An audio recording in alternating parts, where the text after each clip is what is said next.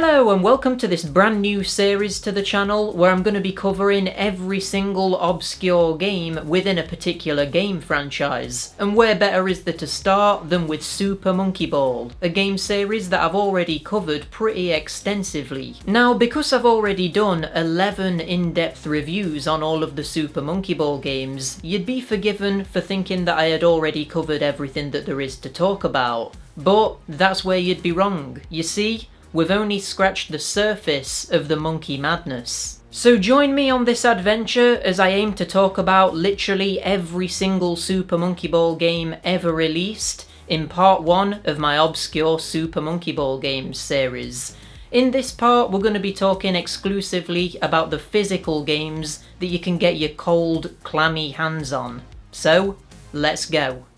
Before we get straight into the first game I'll be talking about today, I want to first address something that I know some people might point out. AiAi is a pretty popular Sega character at this point, and as such has appeared in a number of Sega games outside of the Super Monkey Ball franchise. Such appearances include Sonic Riders, where he's a playable racer, Sega Superstars Tennis, where he's a playable tennis-er, and Sonic and All-Stars Racing, where he's once again a playable racer. This is all well and good, but for this series of videos, I'm only going to be talking about situations where there's more substance than that. It needs to be more than just AiAi being a playable character in an otherwise unrelated game in order for me to consider it an obscure Monkey Ball game. With all of that out of the way, let's crack on with the video properly to talk about the first obscure physical Super Monkey Ball game, which was Super Monkey Ball for the Nokia N-Gage. This is by far the least obscure game that I'll be talking about in this series of videos, and I would imagine that if you're a fan of the games, you might have at least have heard of this one. However, with it being locked to such a weird device and never ported to anything outside of this, I doubt many of you have actually played it. The Nokia N-Gage was a hybrid of a games console and a mobile phone, and for many different reasons it's considered a failure, even though the technology and ideas behind the device were actually quite ahead of the time in many ways. Franchises like Tony Hawk's Pro Skater, Tomb Raider, and Rayman all saw games release on the system. But even with these heavy-hitting titles, it still didn't do very well and was eclipsed by the likes of the Game Boy Advance. Which brings us nicely on to Super Monkey Ball for the N-Gage, which is extremely similar to the Game Boy Advance version of Super Monkey Ball, which was subtitled Junior. The graphics are similar, the music and levels are taken from the first GameCube game, just like with Junior, and one of the minigames is also the same. Even the way you control the game is identical to the Game Boy Advance version, with you using the D-pad to tilt the stage, and having you press a button to tilt more harshly and another button to tilt more gently in order to replicate the analog stick of the GameCube as best they could. Basically, this kind of just ends up feeling like a port of Super Monkey Ball Jr. for the N-Gage, so it's not actually all that interesting to talk about. It would be much more beneficial to get the Game Boy Advance version because it's much cheaper and more accessible, and the only reason to own the N-Gage version is if you're some kind of weird super fan. Hey! The big downsides with the N-Gage version compared with Junior are that firstly, there's only a couple of music tracks while in the actual game, one for the main levels and then another for the bonus levels. So for the vast majority of the game, you're going to be hearing the same song over and over again. And what doesn't help is that it's ridiculously short, so the looping becomes very annoying very quickly. Another disadvantage is that there's significantly less levels in the N-Gage version, with it having a total of 50 including the master levels, whereas Junior has 74 levels. With the game being on the N-Gage, this also means that you have less peripheral vision than on the Game Boy Advance, because for some reason the screens were positioned vertically rather than the standard horizontal way. Not to mention that some models of the Nokia N-Gage had absolutely tiny screens, with them being approximately 1 inch by 1 inch. So everything just ends up looking a little bit smushed if you're playing it on actual hardware. Even emulating it is a bit of a pain. It took me an extremely long time to figure out how to get this game running properly to record the footage for it, so I can't even really recommend that you play the game in this way either. Basically, if you want to play an even worse version of the GBA Super Monkey Ball, this is your game. It does feature 3 minigames from Super Monkey Ball 1 though, with Monkey Race, Monkey Fight and Monkey Target. Monkey Fight returns from Super Monkey Ball Jr. and is still surprisingly good considering the technical limitations. Monkey Race has also been translated over to the N-Gage really well, and while there is only one track to race around, the fundamental experience is still intact. And then we have Monkey Target, which is also actually pretty good as well. You have nowhere near as much control over your movement as you do in the GameCube games obviously, but for what it is, this does replicate the original version fairly well. Overall, I would say that judging it completely on its own, Super Monkey Ball for the N-Gage is actually quite decent. But when you start comparing it to Super Monkey Ball Jr., it really starts to fall apart, and you're much better off going with the Game Boy Advance if you want some old school portable monkey ball action. An interesting bit of trivia though is that if you combine all of the minigames from the Game Boy Advance version and the N-Gage version, you would almost have the full set of minigames from the original GameCube game. The only one missing would be Monkey Billiards, which is a little bit odd actually because I imagine they probably could have got that working on either the N-Gage or Game Boy Advance. But it makes sense to have prioritised the other minigames I suppose. Next up we have something very obscure. Super Monkey Ball Banana Catch, a game that I imagine most of you have never heard of. And the reason for this is that it's actually a Happy Meal toy that was released at McDonald's restaurants. I actually purchased a completely unopened version of this from eBay, so let's commence a little unboxing segment, shall we? Hello and welcome to the unboxing section of the video, where we're going to be unwrapping this McDonald's toy, which I think is from 2003. Although I do want to just confirm that using the little paper thing that's in here that should tell us the date. Because some reports online say that this is from 2004. So yeah, I do want to just double check the date that this thing was actually released. But yeah, this is actually a sealed McDonald's toy from maybe 2003, so it feels a little bit weird opening it. But I don't think it's worth a lot of money, so hopefully nobody's mad at me for ripping into this thing. I obviously wouldn't normally use scissors to open a McDonald's toy, but because I don't want to damage it, I'm just going to do it with scissors. So let's get into this thing. There we go. So the instructions are here, and we can see that there's some more toys in this line. I think every single one of them are Sonic related actually, apart from this one, which is obviously Super Monkey Ball. There's one that's just a generic football game from the looks of things, that doesn't even seem to be based on a game, which is a little bit weird. But yeah, that's cool. I'm not going to go for the full set, I'm basically just getting this for the Super Monkey Ball game. But yeah, there's the other ones if you're interested. So on the back it just says all of the instructions. That's where the name Banana Catch is displayed as well. It's technically called Super Monkey Ball AiAi Banana Catch. So I don't know whether the intention was to do a second run of these and like have one based on Mimi or something, but yeah, that never happened. So yeah, now let's move on to the important thing here, which is the actual game. So I'm interested to know if this actually works, to be honest, because I've seen a couple of other YouTubers open these, and theirs hasn't worked because the battery inside has just died over time. But maybe we'll get lucky, and maybe it'll actually work. Let's see. The moment of truth, as we turn the switch on the back. Oh, yeah, it looks to work. Something appeared. So, it's got sound effects. Yeah, it works alright. So we can actually play the game, which is good. I'm not going to play this for too long because I don't want the battery to die before I've actually recorded the screen. But yeah, that's amazing that it actually works. Because I know that the batteries in these things are really difficult to replace. But yeah, I'm going to stop that annoying beeping now so that you can actually hear me. But yeah, amazing. It actually works, so we can go ahead with the review. So let's get to that.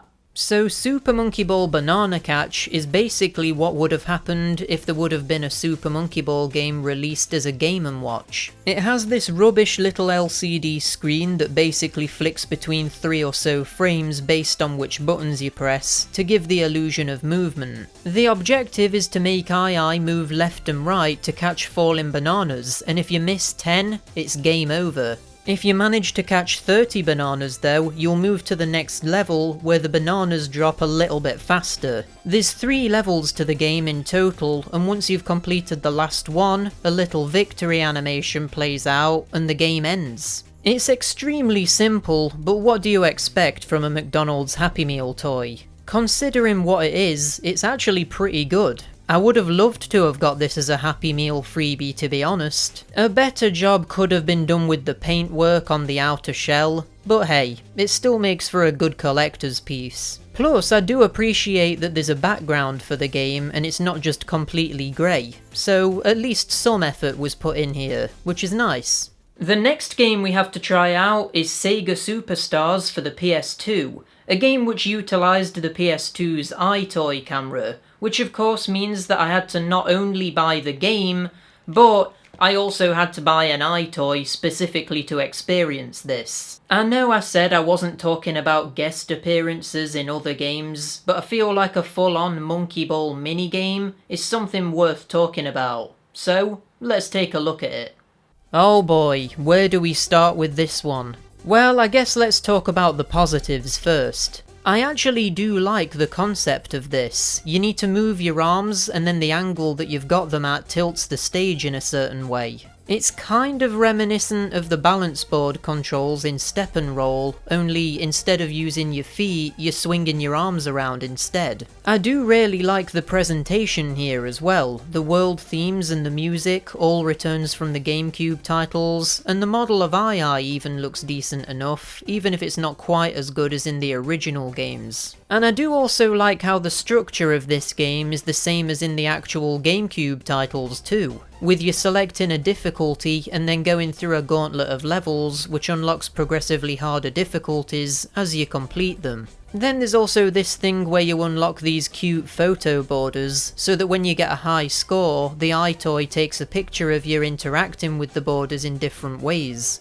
Of course, the quality of the iToy is absolutely appalling, but I kind of feel like that adds to the stupidity of it all. And to be honest, even though the camera quality is bad just because it's old, I do have to question why the actual build quality of the outer shell and its stand are way higher quality than the PS4 camera. Setting this thing up for VR is always a nightmare because of how flimsy it is. You literally just need to poke it and it goes crazy falling apart and spinning around. And then meanwhile we have the iToy, which has this much sturdier stand with this ball joint on it so that you can easily change the positioning. Why on earth is an accessory for the PS4 worse than the friggin' iToy? But anyway, back on topic. The big issue with this game is that it just isn't very good at detecting movement. I didn't even manage to get past the medium difficulty because the game just kept not registering my arm movements and AiAi kept blasting off of platforms even though I wanted him to stop. It's incredibly irritating and makes the game so much harder than it needs to be. But at the same time, I feel like this bad motion detection would actually make the game more fun in a party setting because you could laugh at how bad it is. If it worked properly, it would almost be less fun in a weird kind of way. When everything does actually work though, it really does show what an interesting concept this is. It almost feels weirdly natural controlling the game in this way, and I feel like if this game would have been made a little bit more recently, maybe utilising the Kinect rather than the iToy, this might have actually been a good game. But instead, it's kind of just relegated to being this weird monkey ball game that nobody remembers. The last game we have left to talk about in part 1 of this series is actually none other than Sonic and Sega All-Stars Racing Transformed. That's a bit of a mouthful, but I know what you're thinking. Aren't AiAi and Mimi just playable characters in this game? There's nothing else Monkey Ball related here, right? Well, that's where you're wrong. You see, exclusive to the Wii U version of this game is a full-on Super Monkey Ball side mode called Super Monkey Ball Banana Heist. So, let's dive into it and see what it's all about. With this being exclusive to the Wii U version of the game, this mode is actually extremely poorly documented online and very few people seem to even know it exists. I figure that most people stuck to playing the game either on consoles or PC, and just figured the Wii U version would be mostly identical. And while that is correct for the most part, the Wii U version actually allows you to play as your Mii, the gamepad has some additional functionality, like using it as a rear view mirror. And the big thing is that there's two exclusive modes, one being based on Shinobi, and the other, more important one for the subject of this video, being based on Super Monkey Ball.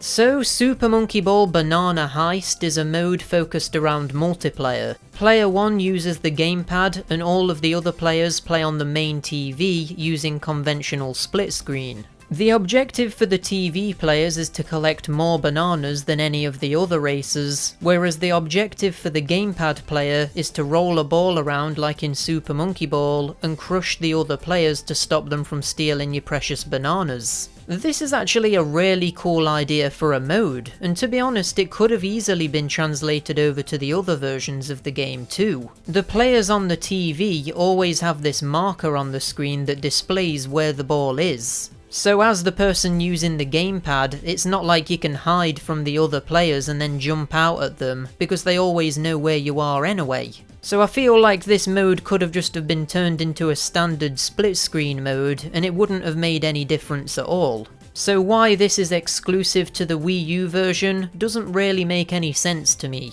But aside from that, the main issue with this mode is that it's just a little bit poorly implemented and it lacks any depth to be anything more than a quick distraction from the rest of the game. The way this mode works is that you pick a stage and then the match begins, and then it ends either after a lengthy time limit or after the ball player has defeated all of their opponents. The issue with this is that it means that the matches can go on for far too long and it becomes a little bit boring. There should have been a banana limit that ends the match when it's reached, something like 30 bananas would have done it.